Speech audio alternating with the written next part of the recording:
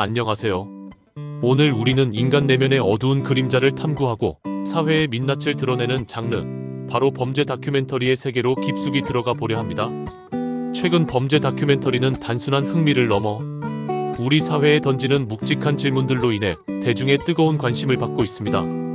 특히 넷플릭스를 필두로 한 OTT 플랫폼의 성장과 함께 전 세계 시청자들은 실제 사건을 바탕으로 한 충격적인 이야기들에 열광하고 있습니다.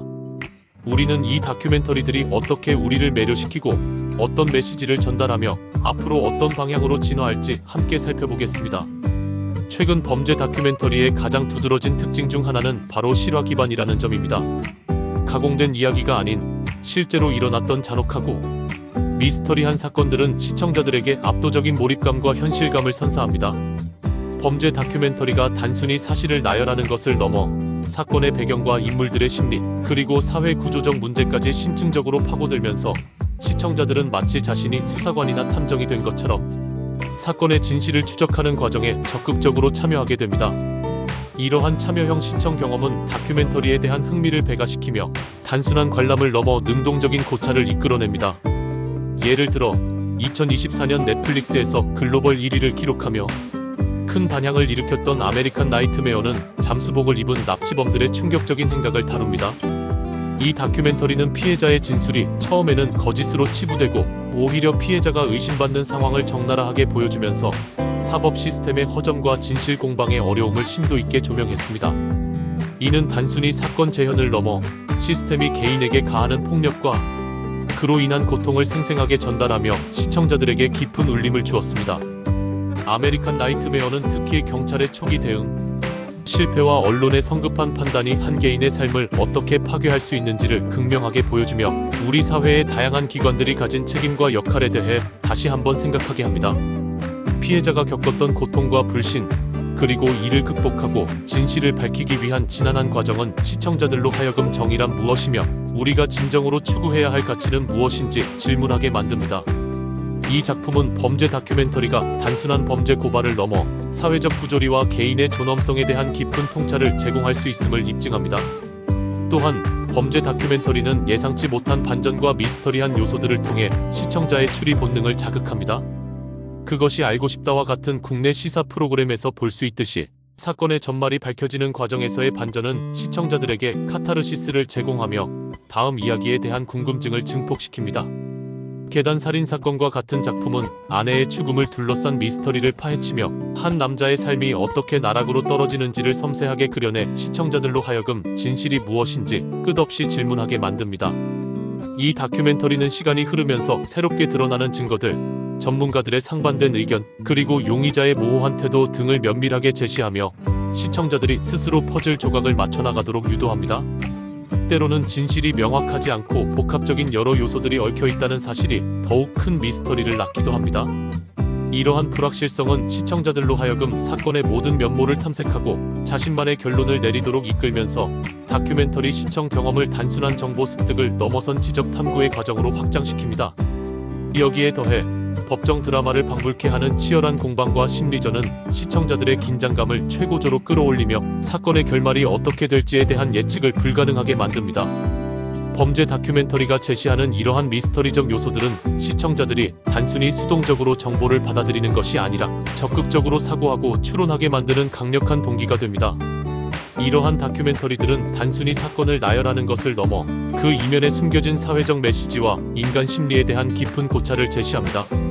제프리 앱스타인 괴물이 된 억만장자는 미성년자 성착취라는 추악한 범죄를 저지른 억만장자의 이야기를 통해 부와 권력이 어떻게 범죄를 은폐하고 공모자들을 만들어내는지 여실히 보여주었습니다. 이 다큐멘터리는 단순히 개인의 일탈을 넘어서 사회 고위층의 도덕적 해이와 시스템적 결함을 비판하며 우리 사회가 간과해서는 안 될 중요한 문제들을 수면 위로 끌어올렸습니다. 앱스타인 사건은 특히 그의 막대한 부와 사회적 영향력이 어떻게 법망을 피하고 수많은 피해자들을 양산하는 데 사용되었는지를 폭로합니다. 다큐멘터리는 피해자들의 용기 있는 증언을 통해 그들이 겪어야 했던 신체적, 정신적 고통을 생생하게 전달하며 이러한 범죄가 단순히 한 개인의 악행으로 치부될 수 없음을 강조합니다. 대신 부유층 네트워크, 법 집행기관의 소극적 대응, 그리고 침묵을 강요하는 사회적 분위기 등 복합적인 요인들이 어떻게 범죄를 가능하게 했는지 심도 있게 분석합니다. 이는 시청자들에게 정의 실현의 어려움과 사회 구조적 문제의 심각성을 일깨우는 동시에 권력 남용에 대한 경각심을 고취시키고 피해자 중심의 사법 시스템이 얼마나 중요한지에 대한 논의를 촉발시킵니다. 이처럼 범죄 다큐멘터리는 단순히 과거의 사건을 재조명하는 것을 넘어 현재 우리 사회가 직면한 윤리적, 도덕적 과제들을 성찰하게 하는 강력한 매개체가 됩니다. 최근에는 여성 범죄자를 다룬 다큐멘터리들도 등장하며 사회적 반향을 일으키고 있습니다.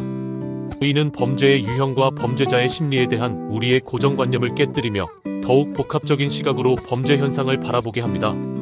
기존의 범죄 다큐멘터리가 주로 남성 범죄자, 특히 연쇄살인마나 폭력 범죄자를 중심으로 다루었다면 최근에는 여성 범죄자들의 동기와 배경, 그리고 그들이 저지른 범죄의 특수성을 조명하는 작품들이 늘고 있습니다.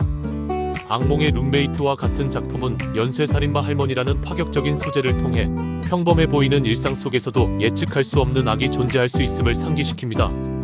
이 다큐멘터리는 노인이라는 사회적 약자 이미지 뒤에 숨겨진 잔혹한 범죄를 폭로하며 인간 심리의 복잡성과 악의 보편성에 대해 질문을 던집니다. 여성 범죄자 다큐멘터리는 단순히 여성이라는 성별을 강조하는 것을 넘어 사회적 역할, 관계의 역학, 심리적 취약성 등 다양한 측면에서 범죄 발생의 원인을 탐색합니다. 이는 시청자들로 하여금 범죄를 단순한 선악의 이분법으로 판단하기보다 보다 미시적이고 다각적인 관점에서 이해하려는 노력을 기울이게 만듭니다. 또한 이러한 다큐멘터리들은 사회가 인지하지 못했던 혹은 외면했던 다양한 범죄 양상과 그 배경을 탐구하며 우리에게 경각심을 일깨워줍니다. 특히 가까운 관계 속에서 벌어지는 범죄나 사회적으로 덜 주목받았던 유형의 범죄에 대한 관심을 환기시키며 범죄 예방과 대응에 있어서 보다 섬세하고 포괄적인 접근이 필요함을 시사합니다. 우리에게 너무나 익숙한 국내 사건들도 범죄 다큐멘터리의 중요한 소재가 됩니다. 사이버 지옥 N번방을 무너뜨려라는 대한민국을 분노케 했던 N번방 사건의 실체를 파헤치고 이 범죄를 추적하는 과정을 담아냈습니다. 이 다큐멘터리는 디지털 성범죄의 심각성과 그 피해자들의 고통을 생생하게 전달하며 우리 사회가 이와 같은 신종범죄에 어떻게 대응해야 할지에 대한 숙제를 던져주었습니다. 특히 온라인이라는 익명성과 공간적 제약이 없는 환경이 어떻게 범죄의 은밀성과 확산성을 증대시키는지를 적나라하게 보여줍니다. 다큐멘터리는 단순히 사건의 발생을 넘어 범죄를 추적하고 가해자들을 검거하기 위한 사이버 수사관들의 헌신적인 노력과 피해자들을 지원하고 연대하는 시민단체들의 활약상을 상세하게 그려냅니다. 이는 시청자들에게 온라인 공간에서의 윤리적 책임감을 강조하고 디지털 시민으로서 우리가 가져야 할 태도에 대해 깊이 성찰하게 만듭니다. 더 나아가 기술 발전이 가져오는 새로운 형태의 범죄에 대한 사회적 논의를 활성화하고 관련 법규 및 제도 개선의 필요성을 강력하게 제기합니다. 이처럼 국내 범죄 다큐멘터리들은 우리 사회의 고유한 문제점과 취약성을 드러내며 공동체 구성원으로서 우리가 함께 해결해 나가야 할 과제들을 제시합니다. 또한 킹 오브 클론 황우석 박사의 몰락은 줄기세포 논문 조작 사건이라는 충격적인 실화를 통해 과학계의 윤리 문제와 언론의 역할, 그리고 대중의 맹목적인 믿음이 낳을 수 있는 비극적인 결과를 심도 있게 다룹니다. 이 다큐멘터리는 한때 국민적 영웅으로 추앙받던 과학자가 어떻게 나락으로 떨어지게 되었는지를 객관적인 시각으로 조명하며 과학적 진실성과 연구 윤리의 중요성을 강조합니다. 다큐멘터리는 황우석 박사팀의 연구 과정에서 발생한 비윤리적 행위들, 예를 들어 난자 매매, 대리모 활용 등을 구체적인 증거와 증언을 통해 폭로합니다. 또한 사건 초기 언론이 황우석 박사를 맹목적으로 추앙하고 비판적인 시각을 견지하지 못했던 점, 그리고 이로 인해 국민들이 과학적 진실을 오해하게 되었던 과정을 면밀히 분석합니다. 이 작품은 과학적 성과가 가져다주는 희망과 기대가 때로는 비판적 사고를 마비시키고 맹신으로 이어질 수 있음을 경고합니다. 더 나아가 과학계 내부의 자정작용의 중요성, 투명한 정보 공개의 필요성, 그리고 건전한 비판 문화를 정착시키는 것이 얼마나 중요한지를 역설합니다. 이러한 다큐멘터리들은 단순히 과거의 사건을 회고하는 것을 넘어 현재에도 여전히 유효한 과학 윤리, 언론의 책임, 그리고 대중의 비판적 사고 능력이라는 중요한 주제들을 시청자들에게 상기시킵니다.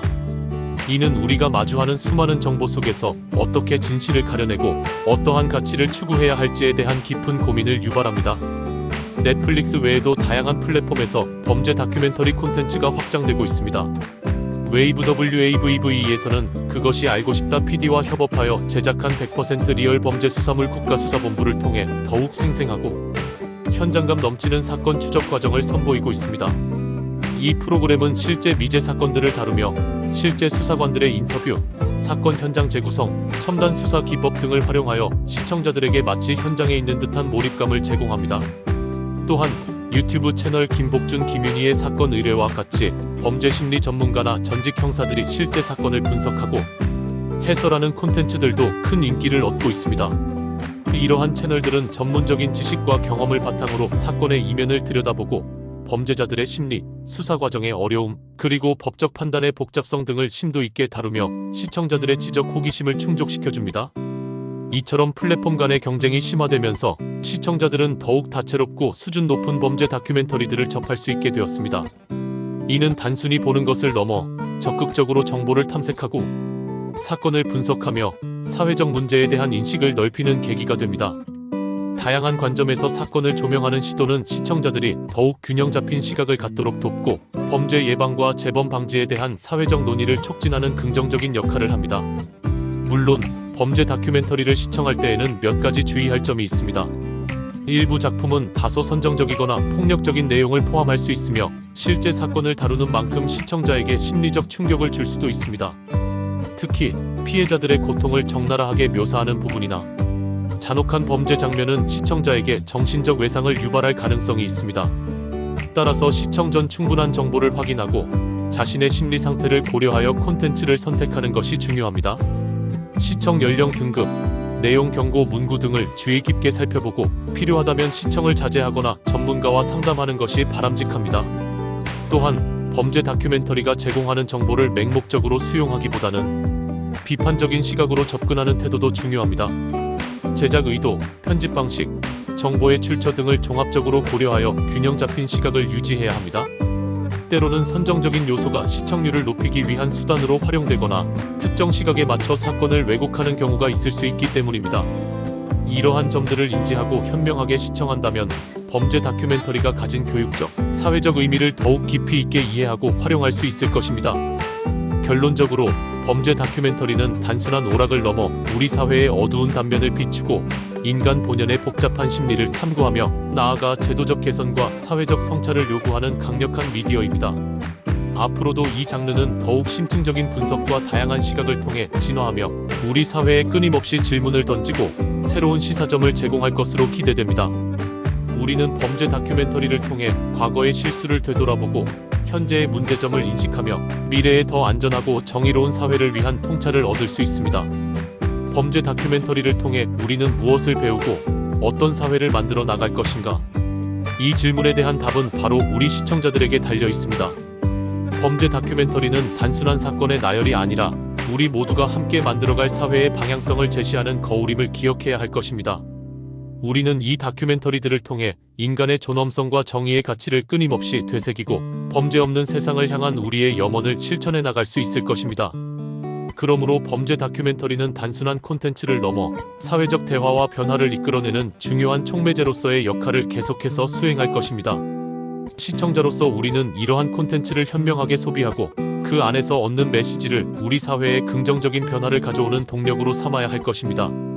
이처럼 범죄 다큐멘터리는 단순한 호기심을 넘어선 사회적 의미를 지니고 있으며 앞으로도 계속해서 우리 사회에 중요한 질문들을 던지며 진화해 나갈 것입니다. 이것이 바로 우리가 범죄 다큐멘터리라는 장르에 주목해야 하는 이유입니다. 구독, 좋아요 부탁드려요.